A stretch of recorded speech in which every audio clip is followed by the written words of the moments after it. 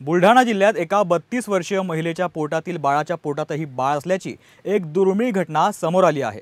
तेव्हापासूनच या घटनेची सर्वत्र चर्चा सुरू झाली आहे। हे संपूर्ण प्रकरण काय आहे आणि या दुर्मिळ प्रकाराला वैद्यकीय भाषेत नेमकं काय म्हणतात हे आपण या व्हिडिओच्या माध्यमातून जाणून घेऊया। 28 जानेवारीला बुलढाणामध्ये एक 32 वर्षीय गर्भवती महिला आपल्या नियमित तपासणीसाठी रुग्णालयात गेली। तेव्हा ही महिला 32 आठवड्यांची गर्भवती असल्याने डॉक्टरांनी तिला सोनोग्राफी करण्याचा सल्ला दिला। डॉक्टरांनी दिलेल्या या सल्ल्यानुसार ही महिला सोनोग्राफीसाठी गेली।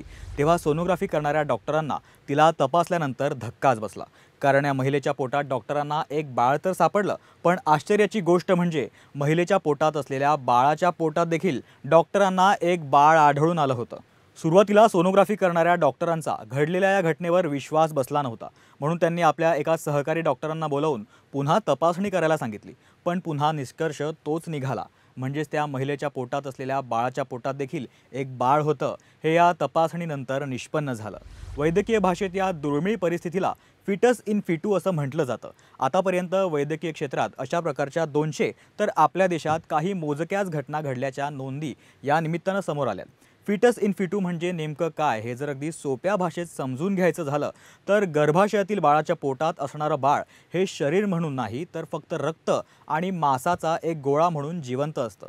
या मांसाच्या गोळ्याला बाळाप्रमाणे हात, कान, नाक यांसारखे अवयव नसतात। म्हणजेच आपल्या शरीरात जशी एखादी गाठ तयार होते अगदी त्याचप्रमाणे गर्भात असलेल्या बाळाच्या पोटात बाळाच्याच आकाराचा एक मांसाचा गोळा तयार होतो। याच दुर्मिळ परिस्थितीला वैद्यकीय भाषेत फिटस इन फिटू असं म्हणतात।